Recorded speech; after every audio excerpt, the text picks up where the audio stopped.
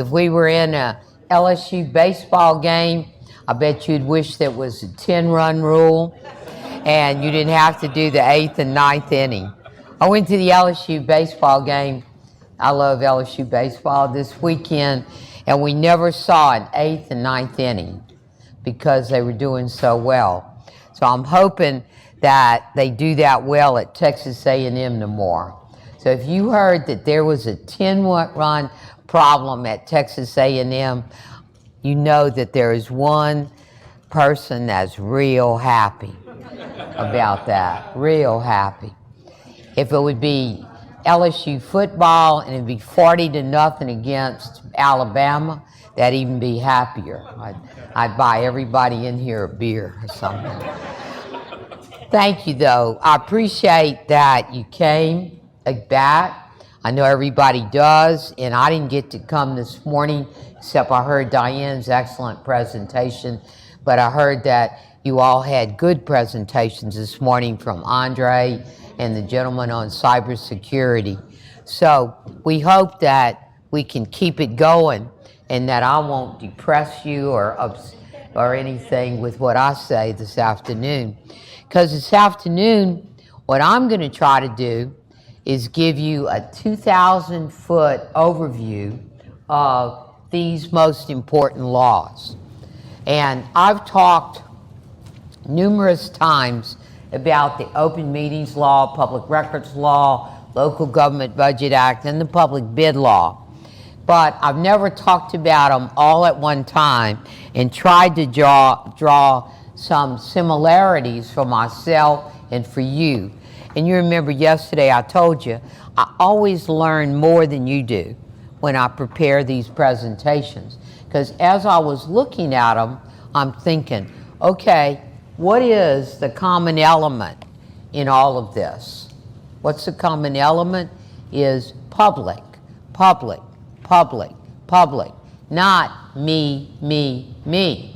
So when you look at these, doesn't matter which one you look at or what your particular aspect is, whether you're the clerk preparing minutes, whether you're into the custodian's role of producing the public records, or you're helping to do the budget, or you're doing the dreaded public bid. All of it is, public is the focus. If public is the focus, then I'm going to tell you it's something like what you learned the first day or so in law school. And that is that you're always preparing for the final argument. The minute the client comes in the door and tells you the problem, you're thinking, what would I do if I was in a courtroom? Well, when you see these things cross your desk, you know what I want you to think of? What would a judge, what would an arbitrator, what would the public say about how I treated the public? Why? Because these laws are written for the public. 99.9%, that's not a MIT statistic, but 99.9% of the times, the public will prevail in these actions if you hold back on it, okay? So remember that, and you can probably leave early from what I'm going to say next. But I want to help you to go through these. Now, open meetings law is where we start on purpose. Why? Because remember, it's a transparent environment, it's an accountable environment, and you can't do it alone. So we're not shutting out the lights. Where do we go? We have open meetings. In the open meetings, you're going to transparent and accountable, but you're going to allow public participation and community involvement, right? Public participation and community involvement. So you have to understand, what does that mean? Plain English, you know what it means? Everybody who comes to that meeting has to have a chance to speak. Now, that can make your stomach hurt if you've been to a public meeting, because you got folks who come to the meeting who you just wish they wouldn't even speak to their spouse. But they speak, and they speak ad nauseum. They have to have a chance to speak. And like my friend Diane said, you have to have certain policies and procedures with laws. The law is here. The law says broadly what you can do, and all your policies and procedures have to go under that law. You can't go beyond that law. You can be less than, but you can't go beyond. So in regard to public participation, I advise that if you have anything to do with a public meeting, you're going to figure out the rules of who speaks at the meeting. How long do they speak? When do they speak? Do they have a microphone when they speak? Okay? That's very important. Now, you can't discriminate. I love this lady's shirt. Y'all can't see it, but I love your shirt. I can't give her 10 minutes to speak, and the lady in the blue suit only gets 1 minute. There has to be a consistency. So public participation is incredibly important. Also in the public arena is all voting must be done publicly. All voting must be done publicly and by voice vote.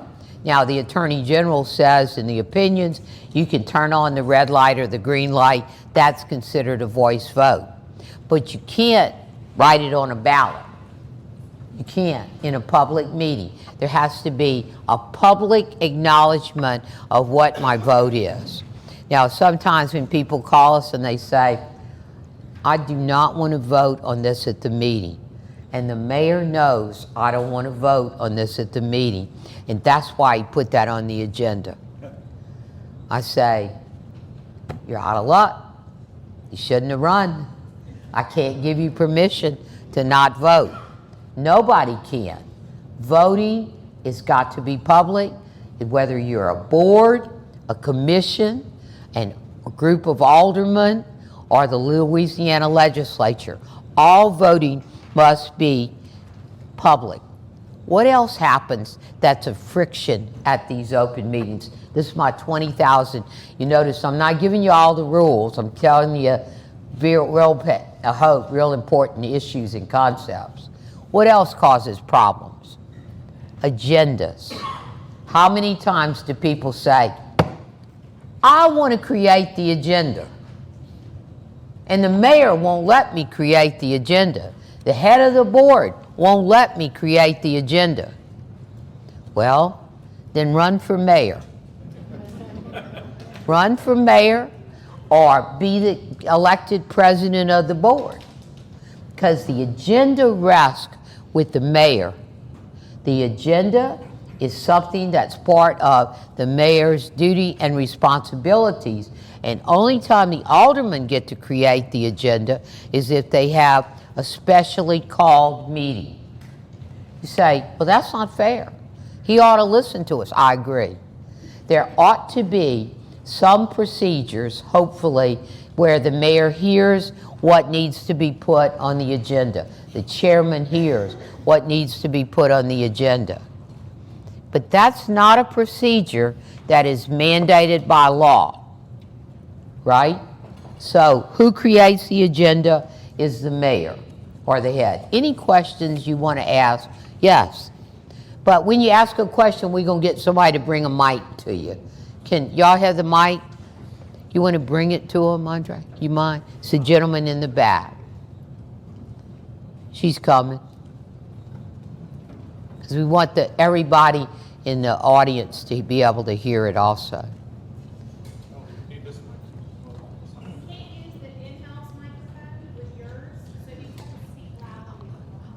Oh, okay. Well, then I'll repeat it.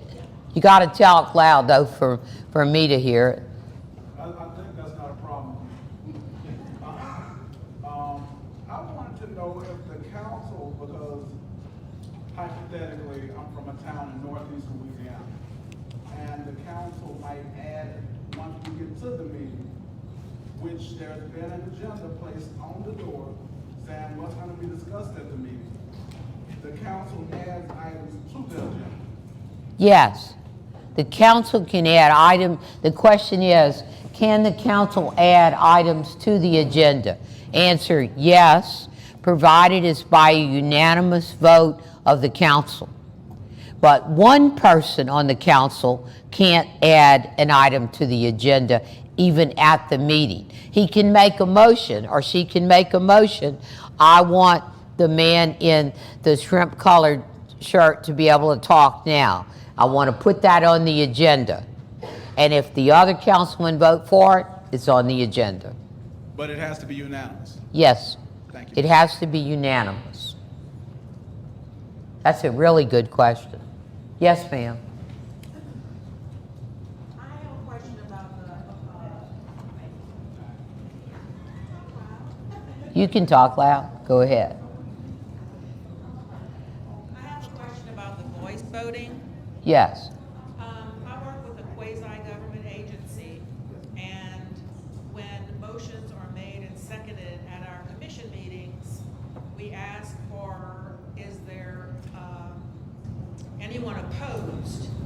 And no one speaks, and so are recorded as unanimous. Yes. Is that acceptable? That is acceptable. The question is, if a motion is made that we want to move, to do such and such, and the motion, and it's seconded, the motion is a resolution, like I want to say this resolution, or what? Just to accept the minutes from the last. Oh, okay. Well, let's distinguish. Okay. If the motion is like a parliamentary motion, then motion has been made to accept the minutes. Is there a second? Yes. Or is there anyone opposed? No one says anything. I think that's all right. It'd be okay also for them to say yes. But if it's a resolution or an ordinance, it definitely has to be a voice vote. You're welcome. Any other questions? So as we're moving on the open meetings, I want to talk about next. This is the constitutional article. People always say, okay, where'd you get that from? Well, I got it from the 1973 Constitution. That's pretty authoritative.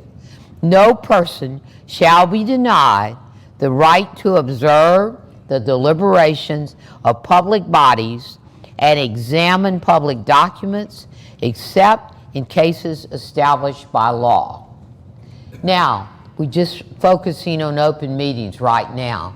So, they've been asked questions of the Attorney General. Does that mean that people can come in there and be disruptive? Answer, no. But you have to have policies that will treat everybody in an equitable fashion. Now, there is in the law for school boards, for instance, every item that comes up with the school board, then you have to allow the person to speak on it as it comes up. Generally in open meetings law, you cannot vote on something for an ordinance or a resolution that people have not been allowed to speak on that topic. So here's the spirit. You cannot deny them the right, us the public, us the community, the right to observe the deliberations and participate in those deliberations. One exception. Anybody know what it is? When the board, the council goes into executive session. And, people love that. So you say, I'm going into executive session right now. You have to have a unanimous vote, but it has to be posted on the agenda. But guess what else? There has to be a specific reason to go into executive session that's not written in your policy, your procedure, but it's written in the law. You can go into executive session to discuss personnel. Everybody knows that, right? Except if you want to discuss me in executive session and I have gotten the proper 24-hour notice and I say, I don't want to be discussed in executive session. I want it out of executive session. I win. I win. And you have to talk about it in public. People on the council will say, I don't want to do that. Well, then you don't get to talk about it. That's the answer. Because remember what I said at the beginning. Who's this written for? Not the council, but the public. If it's something about security, and then you could go into executive session. If it's something that you're being sued for, you can go into executive session. But here's the trick with the lawsuits. And I love this one because people will say, we're going into executive session because we think we're going to be sued. Well, I'm going to suggest to you if you drive down the interstate in Baton Rouge, you might think you're going to be sued because you might be hit.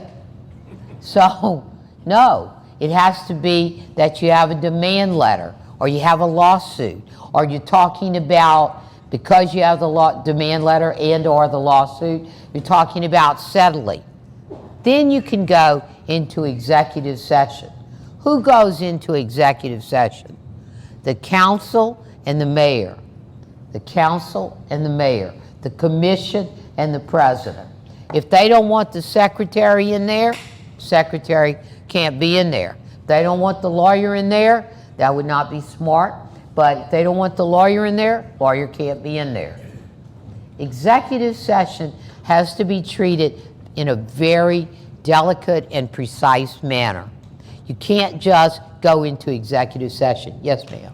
Two questions. One, you said if he's not given 24 hours notice of being discussed in executive session, if he's given 24 hours, it can happen whether he wants to or not. He has to be given 24 hours notice. The question is, if person's going to be discussed, it's on the agenda, person's been notified, they're going to be discussed, personnel matter. Person given notice has to tell you whether they want it on the agenda or not with that when they receive that 24-hour notice. And then the other thing is, can they allow specific individuals into executive session that aren't normally involved in executive session? It's up to the council. Can they allow people in executive session who would not ordinarily be in executive session, say like the lawyer? They can. That's the council's decision, who's going to be in executive session. And the question you didn't ask me, are you going to take minutes in executive session? That's up to you. If you take minutes, that I'm going to think that might become a public record that you'll have to show.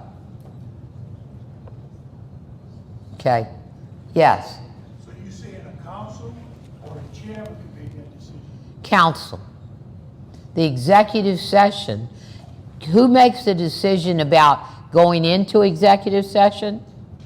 The chairman puts it on the agenda that they want to go into executive session. They have to vote at the meeting unanimously to go into executive session.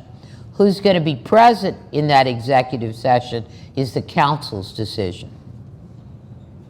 So when did you address that? Sorry? When do you address that?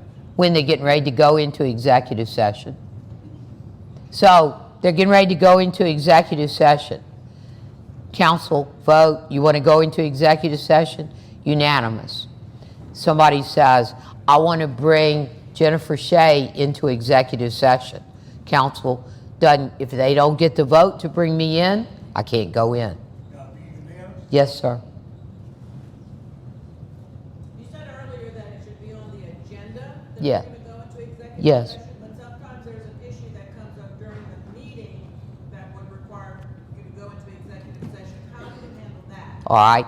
Anything that comes up in the meeting that you want to change the agenda. Remember who's most important? The public. You have to have a unanimous vote to change the agenda, to change it to executive session. Now I'm going to give you a common sense thing though on this one. Changing that agenda too many times, even while they're in that council meeting or that commission meeting, is going to raise everybody's red flag. And you're going to turn out to be on Facebook in Timbuktu, right? So try to make those decisions or help your executive to make those agenda item decisions before the meeting so that you don't have that controversy at the meeting. Oh man, I'm doing good, or I'm doing terrible, one or the other. The council has the right to enter into executive session as underlined on the agenda. I'm sorry, ask it again. I'm kind of hitting on what she said. On our agenda, we have on there, the council reserves the right to enter into executive session. That's kind of a, can you have on the agenda, the council reserves the right to enter into executive session? If I were your lawyer, I wouldn't let you put that on the agenda. Now, if you put 10 lawyers in a room, you get 30 opinions. But I'm not going to let you do that because I'm thinking that you can't change that agenda except if you have a unanimous vote. And the whole idea is that everybody knows at least 24 hours before that meeting what's going to happen at that meeting. That's my opinion. Yes, man, in the second row first, and then I'm. I have a question about the right to observe. If you know you've got a heated or a tough topic that you know is going to draw the public, are you obligated to provide a venue that can handle what you know is coming at you? Or You mean, are you going to have a big enough space for all these people? Yes. I think you are. I don't think that's in the law per se, but it's the spirit of the open meetings law that you're allowing fair participation. And it Yes. appears that they are strategically moving to a smaller venue to prevent people. I think that's going to be, if you move to a smaller venue intentionally to prevent them from coming, I think that violates the spirit of the law. And if I was on the lawyer for those people who, I think I'd win in court, and I think you'd have personal liability. Because that's what happens when you violate the open meetings law. They have personal liability. Personal liability, money, and could go to jail. Now, I'm going to tell you, nobody's going to jail, but somebody could be fined and charged with attorney's fees. Okay, so my question has to do with, once they go into executive session and they come out, what can or cannot be discussed of what they discussed in executive session? Are there any penalties for discussing it outside of executive session? It would be violating the spirit of the law, but there's nothing specifically written that, you know, you violated the executive session. The question was, if you come out of executive session and you intentionally discuss what was said in executive session, would you get a penalty? I think there's nothing that I know that's written specifically in the law, but that's the whole reason for executive session, is that you're discussing confidential and personally identifiable information in that executive session. Now, what you can't do is you can't take a vote in executive session. So you might be coming out of executive session, say on a settlement of a case, and in executive session you had a discussion, and they decided, they didn't take a vote, but they all talked, and they said, we're going to pay Jenifer $50,000 to settle this lawsuit. Well, obviously, when they come out, they have to talk about, we have decided based on whatever, that we're going to pay the money to settle the lawsuit. You would open yourself, maybe if you talked about it, what was in executive session, to defamation charges. And I wouldn't want to do that if I would be them. Yes, sir. Question. Once you open up your public meeting with the board, and when you do a roll call, Yes, for the online. okay, and you do a roll call, Yes, sir. and all the alderman, woman, and men are there. Now, once the meeting has taken place, and one of the alderman, man or woman, get mad and leave, Yeah. okay, can they return back to the meeting session once they abandon their post? Can they return, is the question, they were there at the beginning of the meeting, you had a quorum, Correct. so you started your meeting. Correct. They got mad, they walked out, can they come back to the meeting? To the open forum, correct. I think they can come back to the meeting, yes. Okay. I think they can come back to the meeting.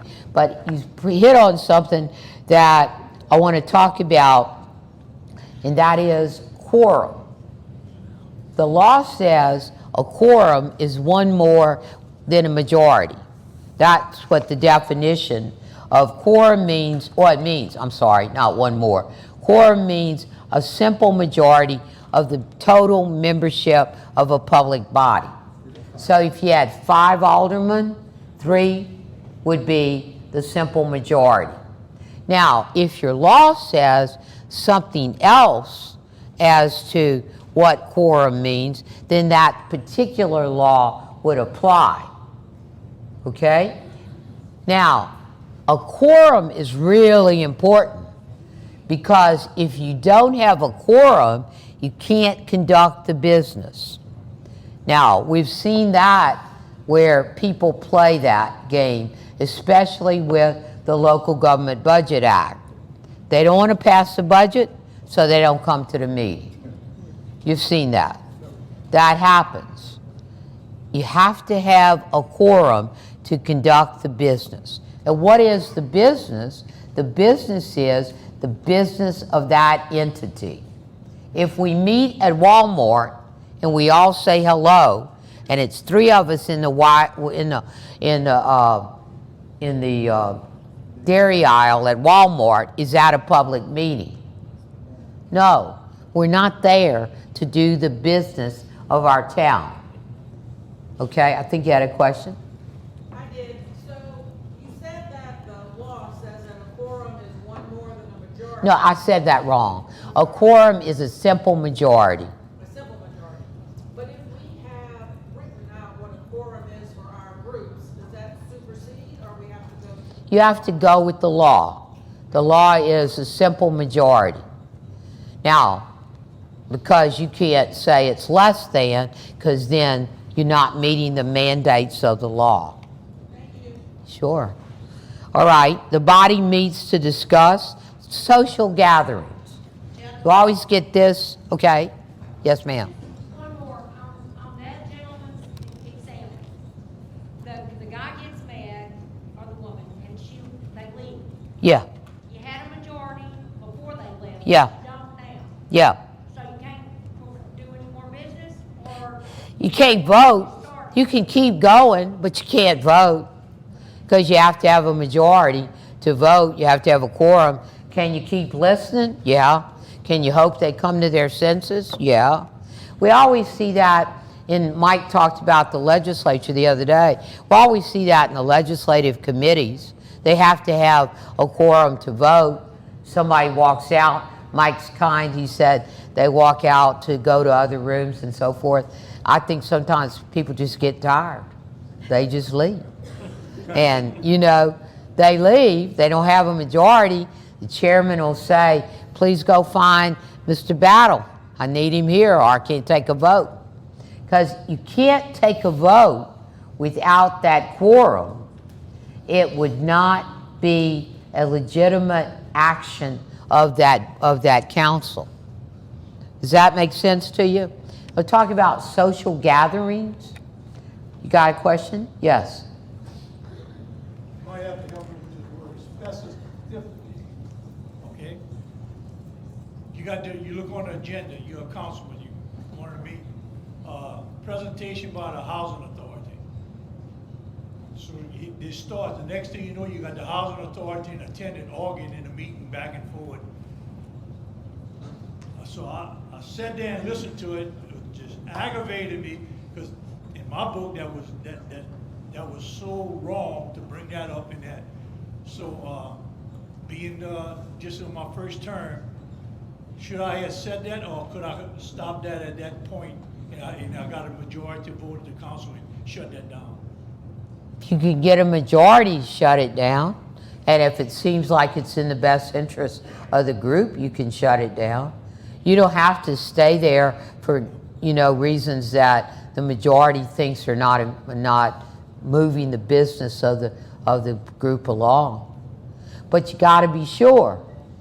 I'm not sure, but maybe have great discretion, because if somebody else comes there and they want to talk for 3 hours and you like them, you're going to let them.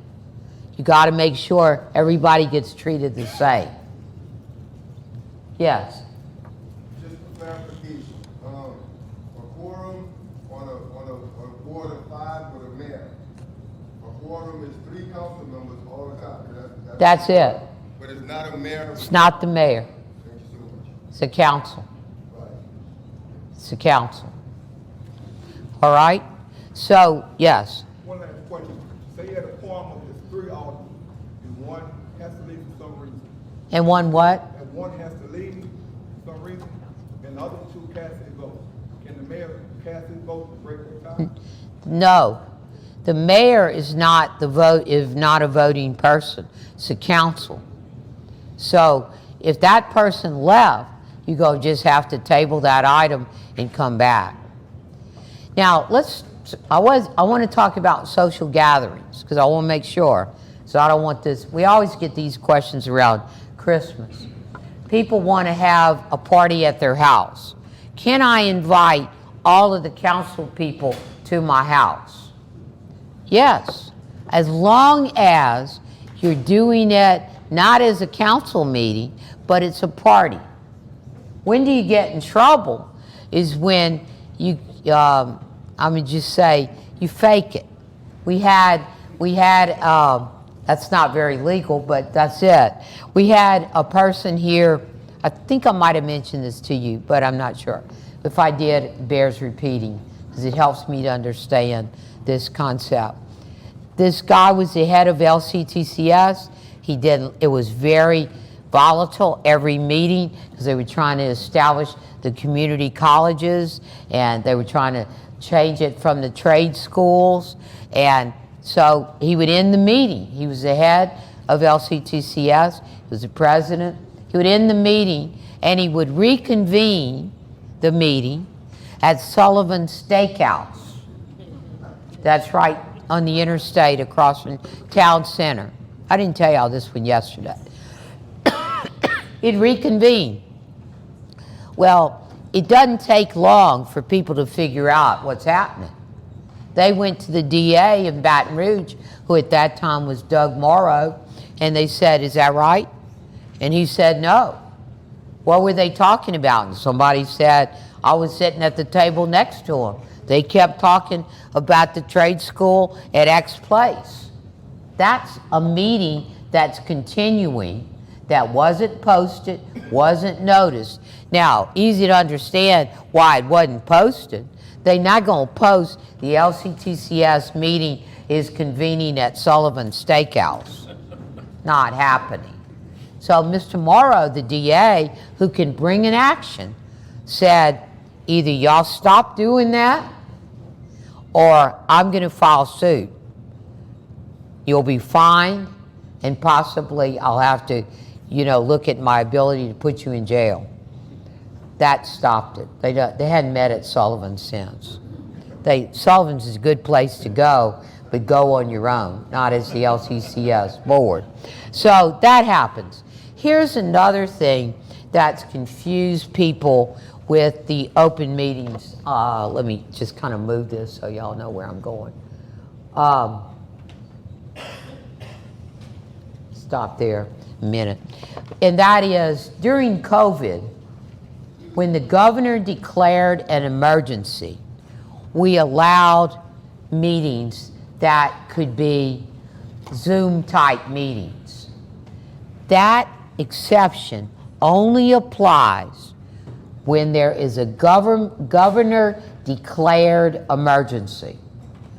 Governor-declared emergency. We are not now in a governor-declared emergency. Personally, I hope we don't get there in the summer. But if we happen to get there, the governor-declared emergency in Baton Rouge. It doesn't mean that my friend from Rapides can also have a telephonic, a Zoom-type meeting. That only applies to where the emergency is declared. And we have written in our frequently asked questions, all the questions, all the criteria for that. So if you get into that situation, I'm going to suggest to you that you look at that very carefully. Do not think you can do it. Now, it might happen that in the next legislative session, they change that, because people really did like that type of meeting. I know they did. But it's not allowed right now. Doesn't, however, mean that you can't stream your meetings. It doesn't mean people can't do public comment from some other place if you establish that. What they're talking about is the membership at the meeting. During that governor's crises, when we had the crises, you could be at your house, I could be at my house, and my friend Keith Green could be at his house in wherever he lives. So we're all in different places, as long as we were connected electronically. Okay? Make sure that you don't let somebody get you confused on that. The recordation of public meetings, I think, is confusing for people. And that is that you don't have to have a verbatim or like a transcript of everything that was said at the meeting. But what you do have to have is a record of the vote. We voted 3-2 to adopt the budget. We voted bunkety, and then who voted? Yes, no, that kind of thing. And that's what the Attorney General says can be published in the newspaper. Does that make sense? Okay. Let me keep going, because I want to make sure I get all these 4 laws for you. I've talked about equitable control, so let me keep going. Cell phones? Yes. Any meeting? Any meeting of the public body, that applies to. That would apply if this is what you're asking. What applies is that exception. If you were having a council finance committee meeting, that's what you mean? That would have to follow the exact same rule as if the whole council was meeting. Posted agenda.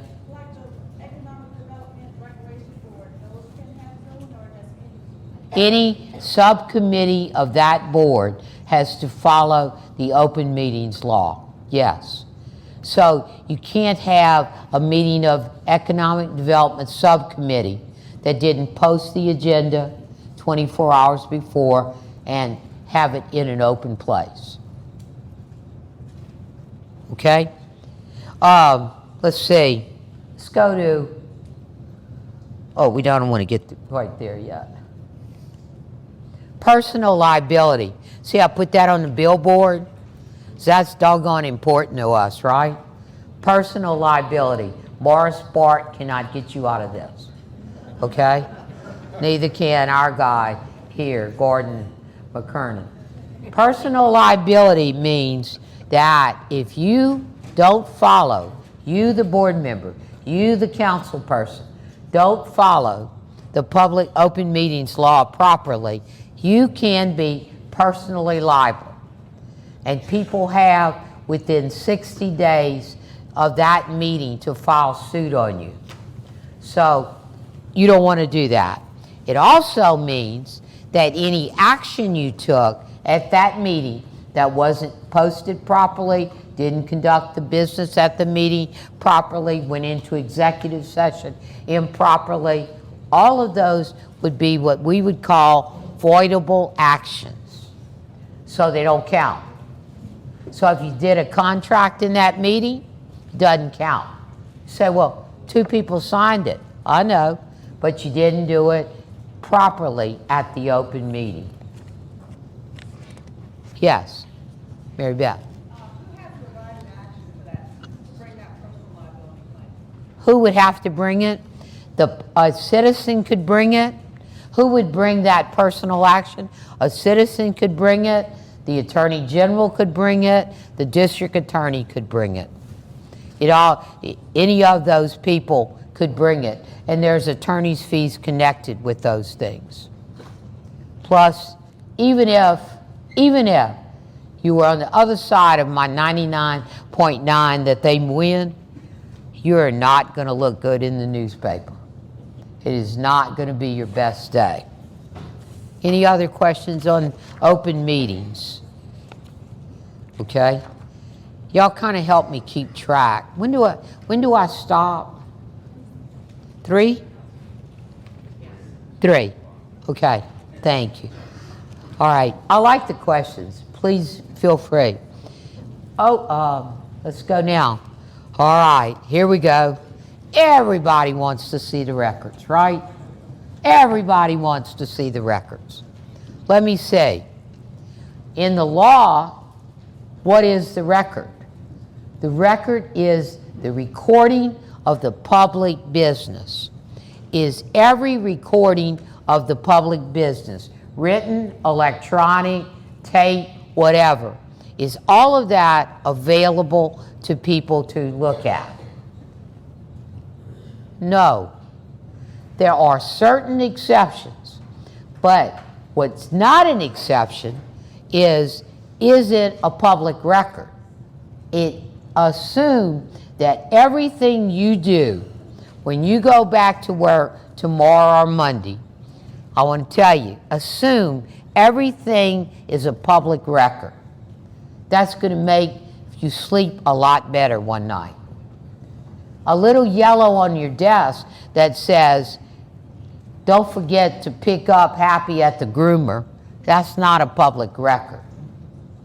But me writing my secretary this morning saying, remind me to call the General Counsel of the Department of Education on Monday, that is a public record. And if somebody came and said, can I look at all of Jenifer's emails from X date to Y date, and I'm reviewing it, I'm saying, I don't know why they want this, but they got it.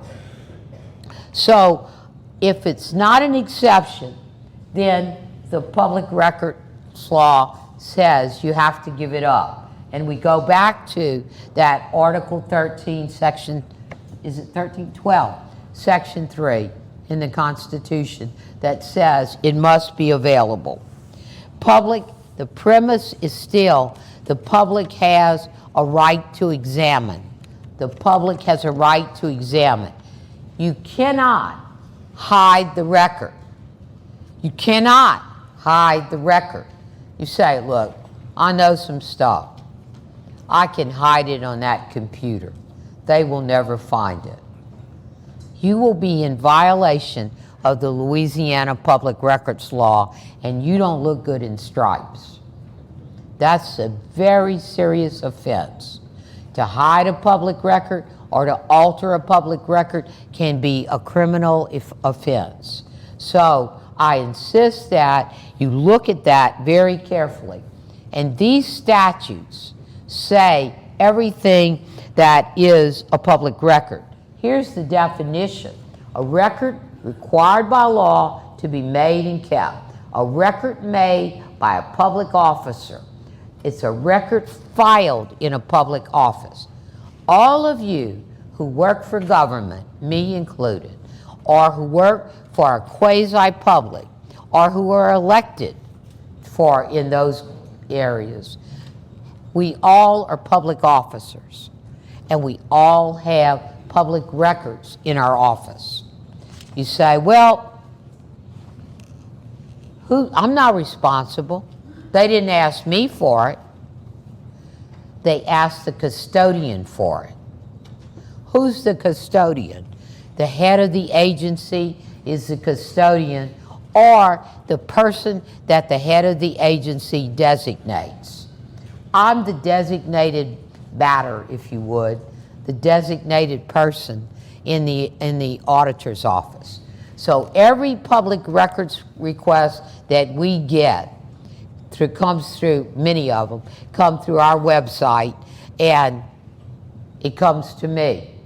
And every letter that I send out says, on behalf of Michael Wagasback, the Louisiana Legislative Auditor, the custodian of this record, I am his designee, and bunkety bunk. Here it is, or here's the reason I can't give it to you. You never want to ignore a public records request. Do not do that. Some people will say, I'm going to ignore it because this guy just drives me crazy. He drives me crazy.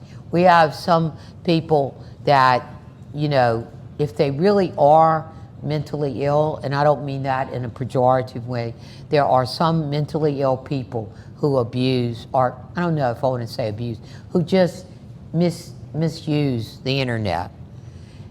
Document your file that Miss X 50 times has asked us for something that I can't tell what she wants. It's unintelligible. It's just letters on a screen. Or she's asked us for something that I've told her 3 times we are not the custodian of. Document your file. Document your file so that you know. What are some main exceptions to the public records law? It has to be written in the statute, but here's the main exception. You can never give up personal identifiable information, PII. You can never give up health information. You can never give up student records or a criminal investigation. We can never give up the auditor's work papers. You can never give up something that's about the security or cybersecurity of your agency. Now, you say, wait, never? Never's a long time. If you got a subpoena from a court, that's a whole other thing. But what I'm talking about is somebody calls you on the phone, somebody comes in your office, and they say, I want X record. You cannot ask that person, why do you want it? You just want to harass me, don't you? No. You got to say, just a minute. If you have the record available, then my advice is give it to them or let them examine it. You actually have, by law, according to this legislative session, 5 days to tell them why they can get the record or why you can't give it to them right now, or they're not going to get it at all. Yes, sir. What about personnel payroll information? That's good. The question is, what about personnel payroll? You have to tell them what a person earns. You cannot tell them what their insurance deductions are, what their social security number is, but the salaries. Every year or two, I hadn't had it in a while, I think because they can get it on the internet on their own.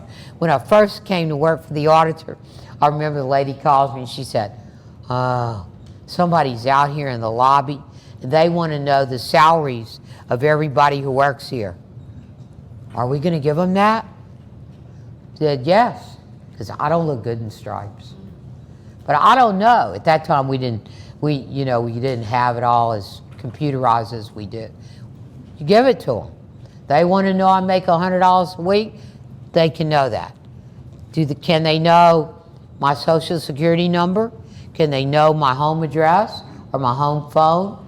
Not if I put something in the file that says they can't. but they can know my salary. They can know my position. They cannot know my deductions. Does that make sense? So you want to keep that very straight. Now, what happens with a lot of people is, yes, sir, I'm sorry. Is there a specific deadline in the revised statutes for public record requests? A specific deadline? Yes. 30 days to file? 5, for them to file suit or for me to produce it? Yeah. You have 5, if I can produce it right away, the law implies I should produce it. But say it's something I can't produce right away, I have to go get it, then I have 5 days to tell them how long it's going to take me to get that record ready and where it'll be and so forth. Now, if somebody says, I don't want to examine it, I want a copy of it, then can I charge them for that? Yes. What can you charge them? A reasonable charge. Again, going to Diane's point, you should have certain policies and procedures for how you're going to do that. The state has rates. You can look at the state rates, but they don't necessarily apply to local government. There's no mandate. Say, like one time we had a guy, he asked for all of the audits of a particular school board for, I think, like 25 or 30 years back. Now, we have all the audits online for 20 years, but he wanted them before that. And said to the records person in our office, I said, do we have that? But we had it because audits are considered by the Secretary of State, who's in charge of records, to be permanent records. And she said, yes, we have it. I said, where are they? She said, well, they're on microfilm.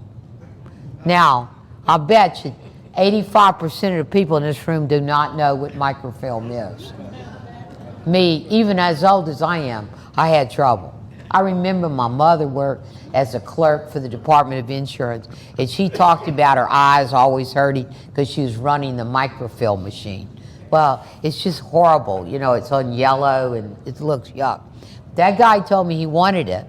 So I said, okay. He said, you really going to do it? Yeah. It's going to cost us X dollars to rent a microfilm machine. I'm going to have the microfilm machine brought over here. We've loaded it with what you say you want. Now, can you come here? He said, yes. And that guy sat in our office for about 2 weeks. I think he went blind after that. But he rolled that microfilm machine and looked at all those records. You know, I think that's what you do. The law changed this time and said we can now charge for electronic copies. Caution on that. Do not be unreasonable. If all you're doing is pressing a button to give them the financial statement, give them the financial statement. Don't charge them $100, you know, because that's going to cause you problems. Now, let's talk about the responsibility to maintain. Well, I should back up a minute. The responsibility to maintain means if you don't have a records retention policy, the law says you must keep the record for 3 years.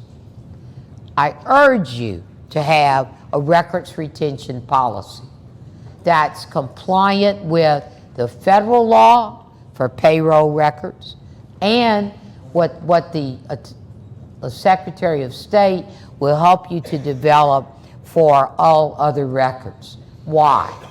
Why? It's hard to develop that records retention policy. You have to have the record series. Patrick Virgadamo, who was here earlier this morning, works with me. He did a great job of leading our office in developing a records retention policy with all different record series. Why do you want to do that?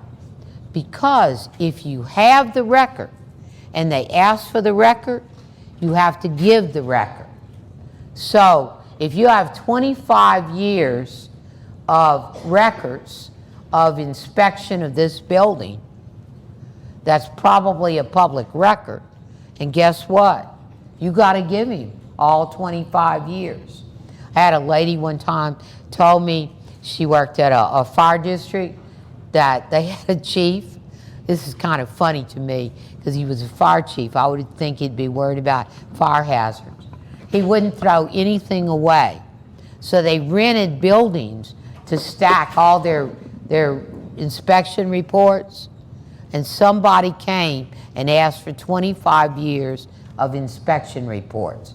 It cost them thousands of dollars to do that. They had to employ people to do it. And you know, you can say the people have to pay us for it, but that's still a lot of time. If people don't pay for those records, if people do not pay for those records when they ask for them, then you can block them on the next time they ask. Okay? Who can ask for it? Anybody can ask for a copy who's over the age of majority.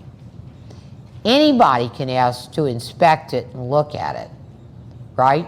That would be like that came from, there was some young person who came to look at a record and some silly old person like me said no.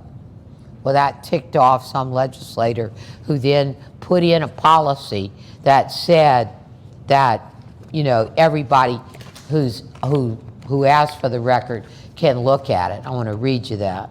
Let me get to it right here.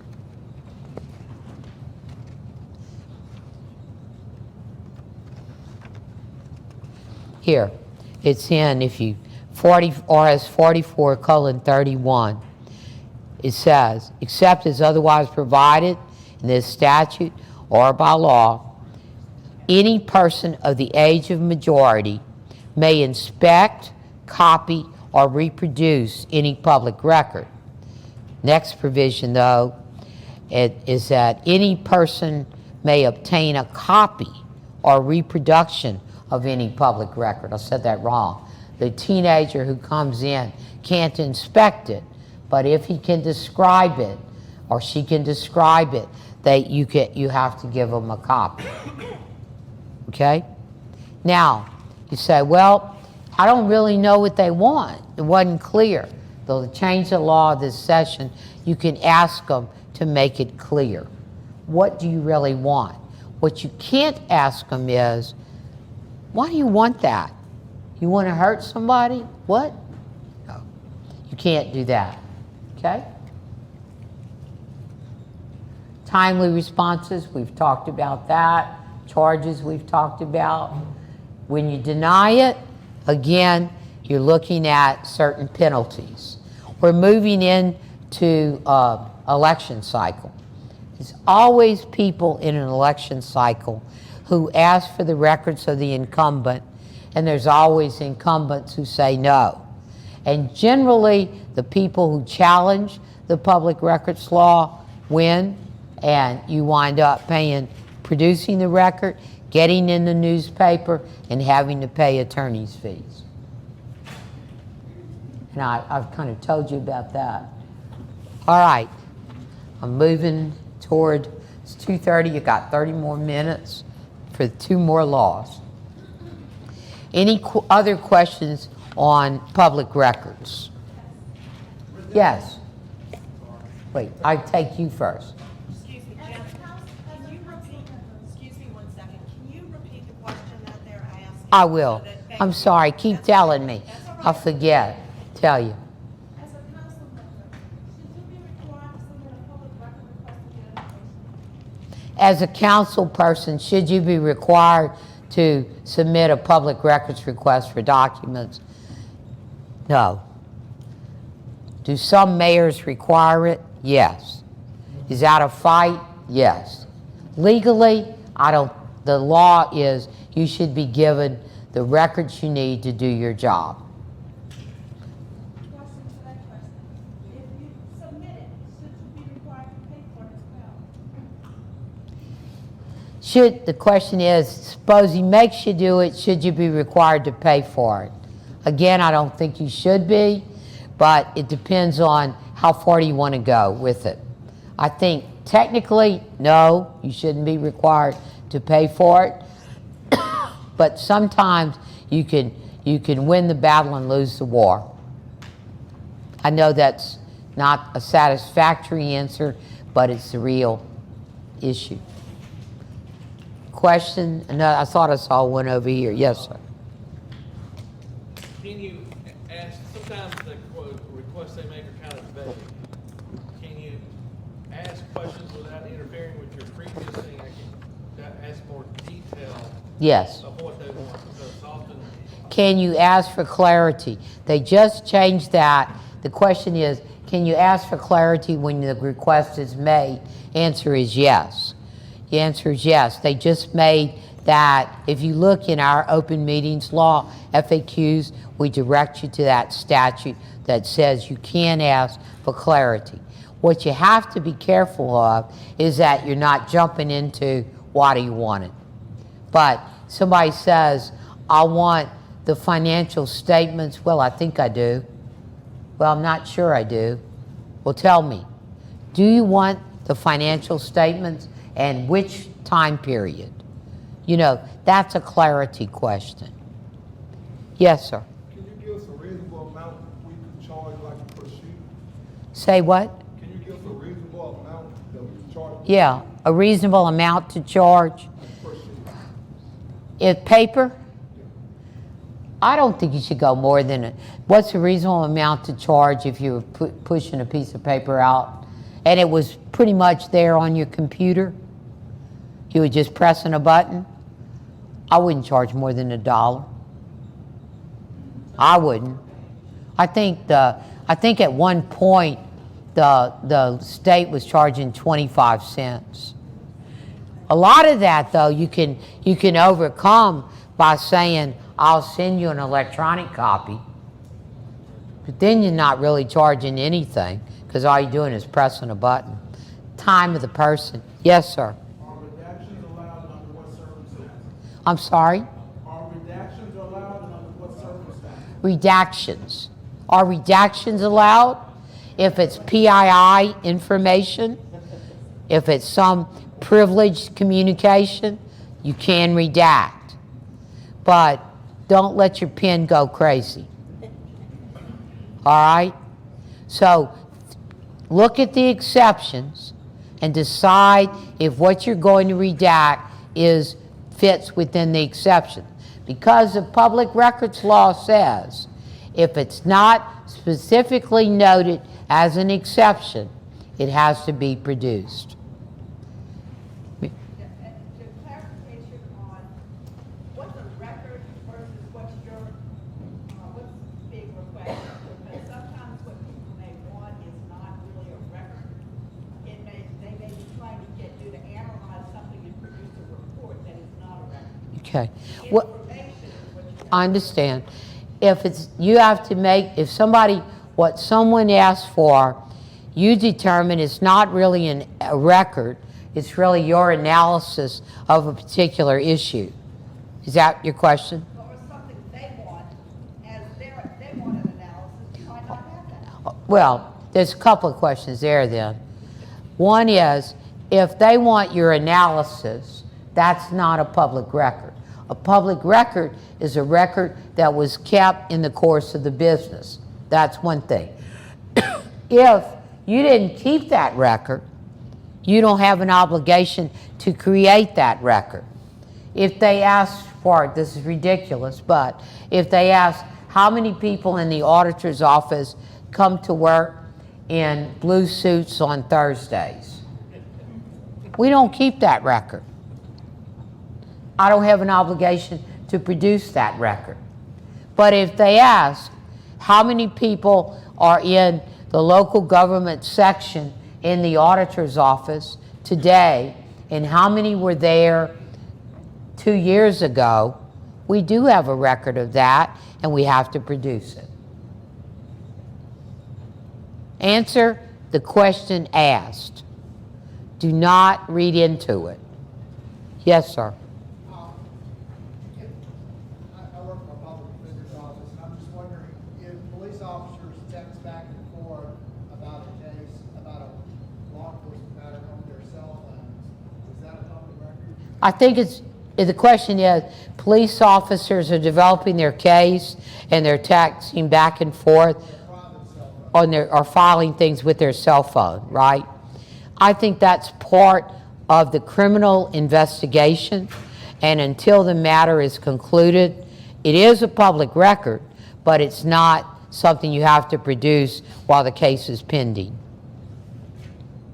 Well, now I'm talking about like just internal defense counsel. I'm sorry? If we're investigating a case, if we want to know what was going on behind the scenes, if we would do a public records request to the police agent. Well, I'm going to tell you, what he's asking is, if a lawyer's doing the case and he's a public defender, he wants to know what the police who are on the other side were doing. I think that's a discovery request and not a legitimate use of the public records law. I think you should use your discovery tactics and procedures. Is that how it works? That if something is, if there is a public record, that is also something that might be involved in litigation? Just because it's a public record does Well, litigation is no longer disclosed on a public record? I think it's still a public, if there's something that's requested in a public record and it's involved in litigation, do you have to produce it? I think there would be a reason not to produce it because it damages the agency and it will get into information that's not necessarily part of the public record at this time. Is it a public record? Yes. Will I may have to produce it later? Yes. But I'm probably, and I know you, Mary Beth's a lawyer and you're a lawyer, I'd probably file a motion for protective orders so that I'd have a court saying I didn't have to produce it. Any other questions on, yes? This is one for everybody here to protect themselves. We've had 2 public records requests recently, and we've gotten in the habit of just forwarding them to our attorney. Someone asked us for our attorney's fees on a specific item, and our attorney redacted a ton of information on the invoice because it was attorney-client privilege. Another situation where we got an emailed public records request, and it was about a specific person. It seemed a silly request, but our attorney asked for the age of majority and information, and we never heard from the person again. So, to me, it protected us because we were given information about a public official that shouldn't have been given us. So, I just wanted to say that. Well, they did add something in the law that if you follow the attorney's advice, you won't get prosecuted. Maybe he will or she will, but you won't. As far as the attorney, if somebody asks the question, I would say, somebody asked, does the attorney have the right to if you were asked, what were your attorney's fees, and the attorney redacted things on his invoice, he'd have to prove it was attorney-client privileged information, which is a heavy burden. It's not every time I talk to my client, that's not attorney-client, but that's something for a court to decide. I think the other question, you asked for you want to know this person, the age of the person, and the person doesn't want to tell you.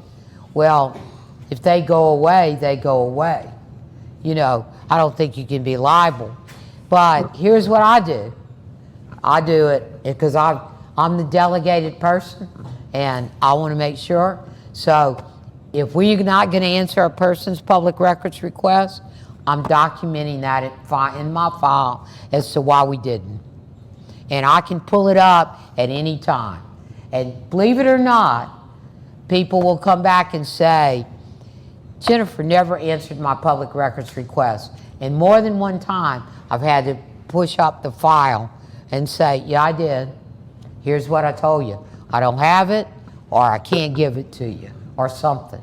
But I didn't ignore it. You cannot ignore it. Sometimes, as I say that, I say with discretion, if it's somebody who's just not well, who's asking. All right, let's go to the Local Government Budget Act. Jennifer, I have some Yes. online questions. You want to take some? Yes, I Okay. will. If I can, now, well, it's 2:45. I can wait till after if you want me Yeah, to. maybe so. Okay. I want to go quickly, I guess, because 3 o'clock is my Yes. time. Local Government Budget Act, let me just say this to you. I'm going to give all the credit in the world to Angela Heath and Patrick Virgadamo who work with me. We work very hard to keep all of the Local Government Budget Act things up to date.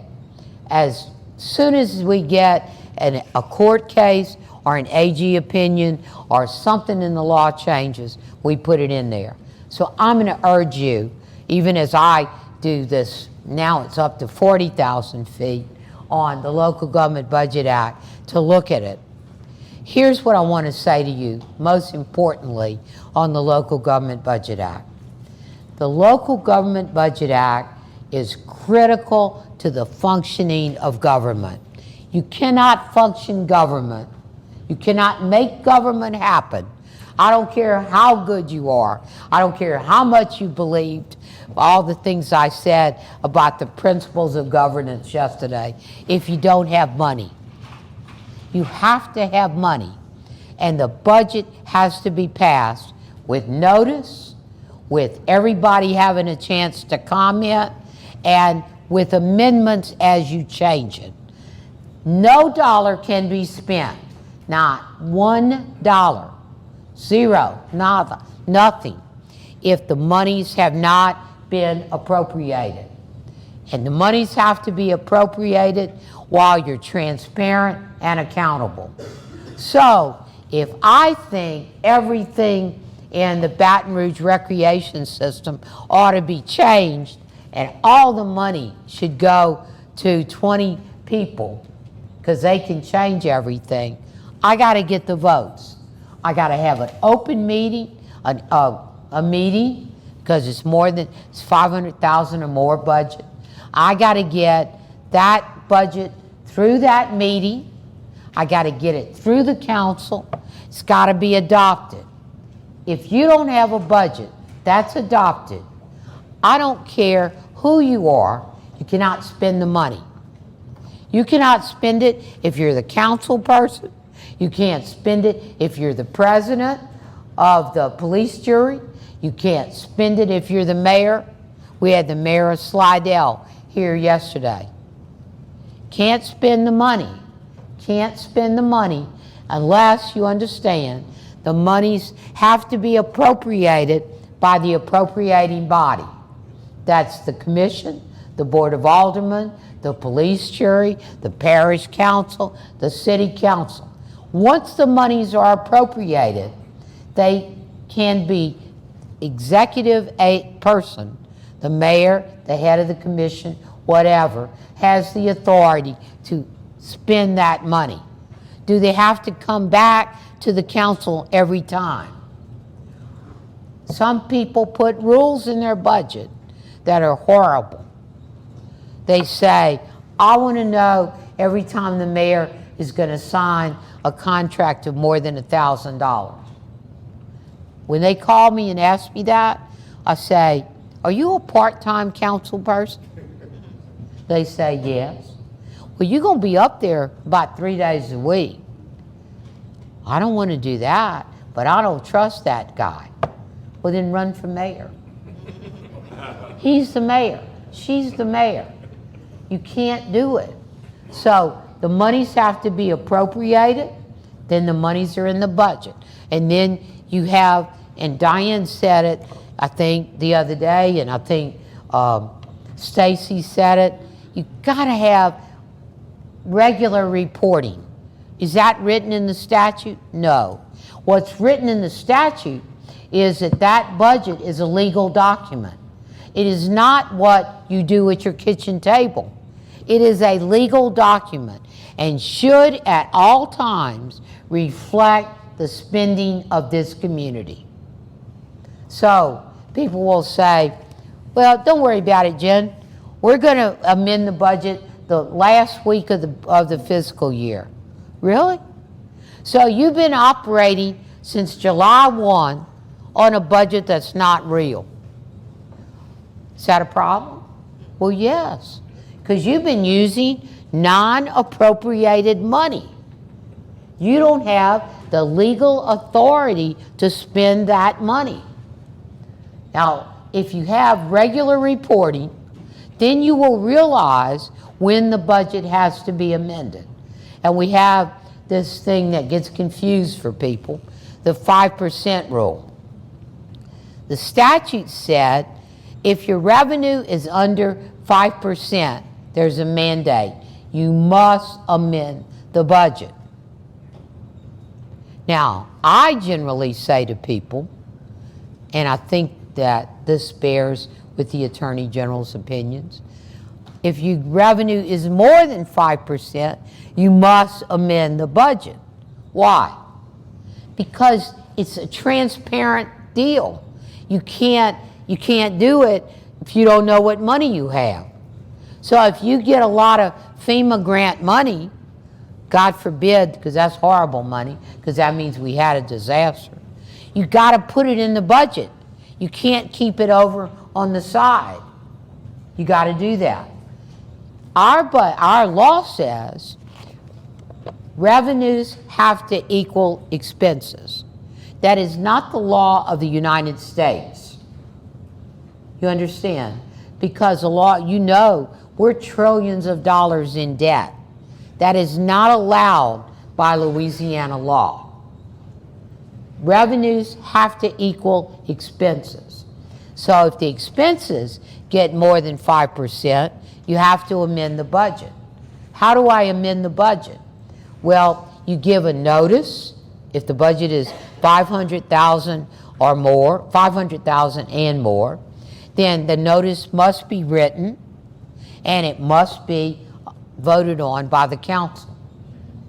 Does that make sense? That has to all happen at a public meeting. Yes, ma'am.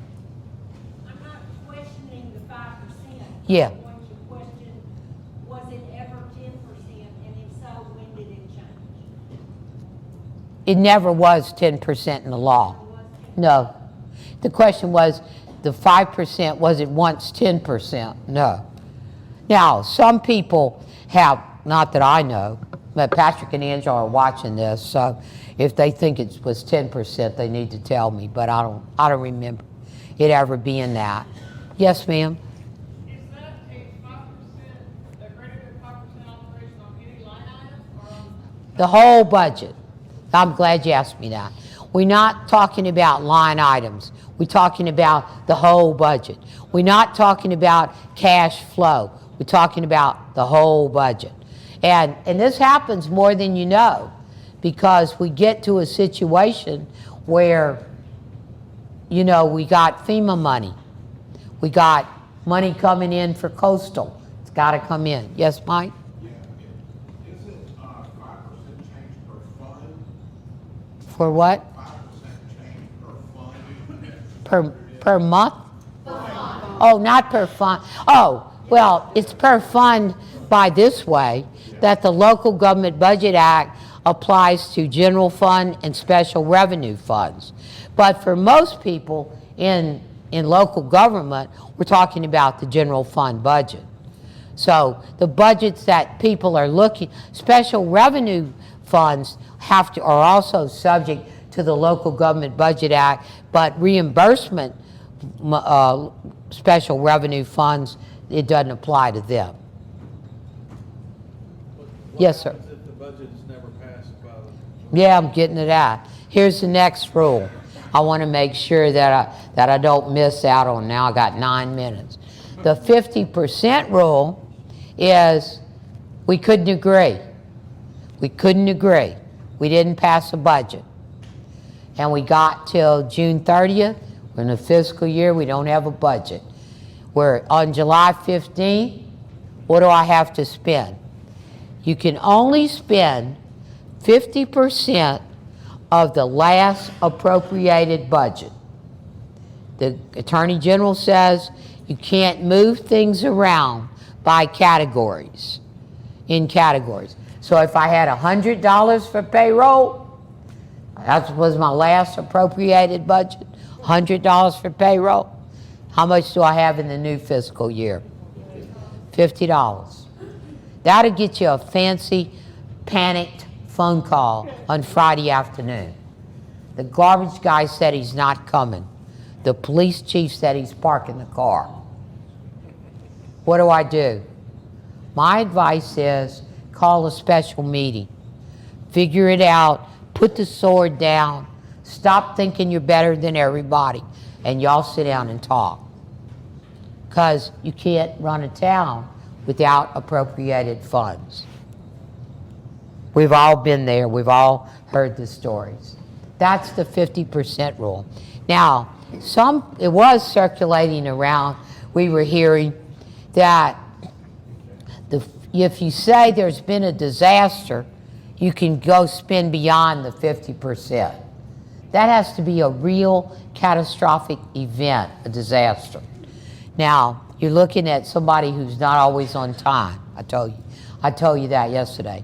Procrastination, me hating the mayor, is not a disaster.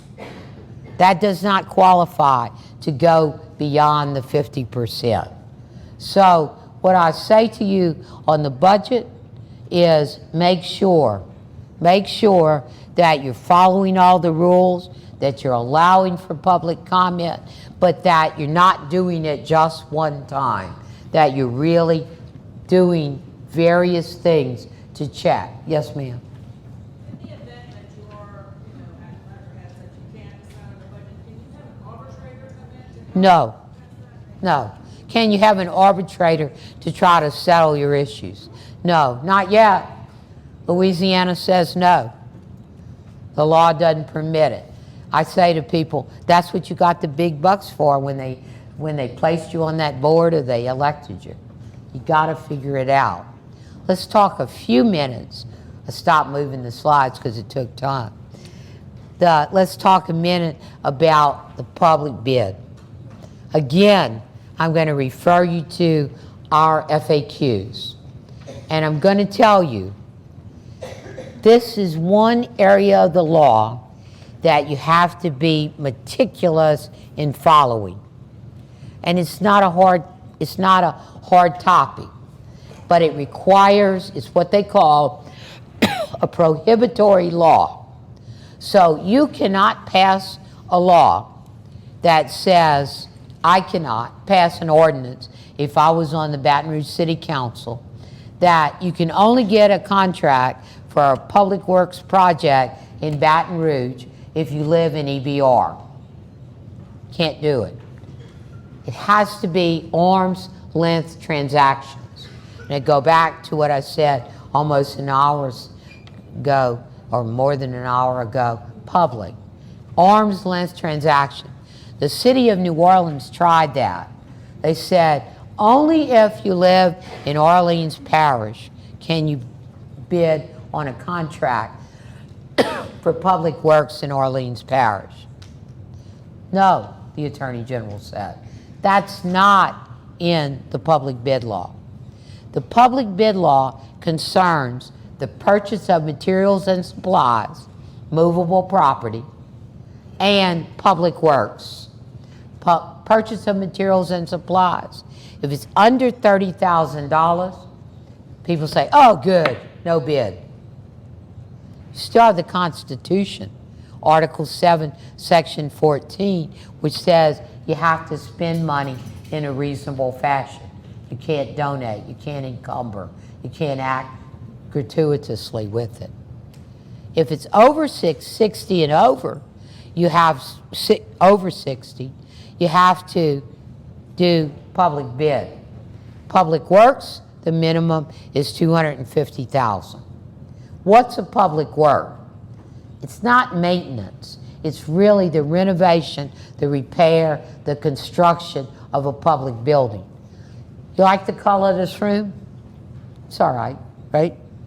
If you want to change this room, that's probably maintenance to paint it. If you want to change this whole building, probably public work. Can our people do the amounts that are under? Yes. But when you go to say, what is the public work project word, you have to include materials and supplies and your labor to calculate your cost. You cannot do any project, you cannot purchase any materials that you don't have the money for. Oh wait, it's a multi-year contract. What am I gonna do? I gotta know I have the money right now to start the project. And I have in that contract a non-appropriation clause in the event that I don't have the money in the next year. Okay? Your public bid should look just like the contract that you ultimately have. So therefore, I'm going to put in a plug. Get a good lawyer. Make sure it's a lawyer who cares about you as much as Bill Gates' lawyer cares about him. I'm serious. I'm serious. They think because we're public lawyers that we're not good. We are good. I put in the contracts. If you don't fulfill the contract, you owe my client. If we don't get the money, we walk away. If you don't bring me the supply that we ordered, I'm going to sue you. I write all that in the contract. You get yourself a lawyer who will do that for you, who will go toe-to-toe with that contractor. Do things change? Yes. You can have change orders within the scope of the contract. But here's what you can't do. I love this contractor, you say. I really like working with him. And he likes you. He says, I can build another building right out there. Won't cost me anything. I already got my men here, already got the excavators here, got everything ready. Can you do that? It's beyond the scope of the first job. You think, nobody's going to notice. Really? Let me tell you who's really going to know. The dude that lost the bid. He knows everything. The one who lost is the one who's going to hold you toe-to-toe on that. How about a professional service? I want to hire a lawyer. Does that have to be bid? Answer, we ready?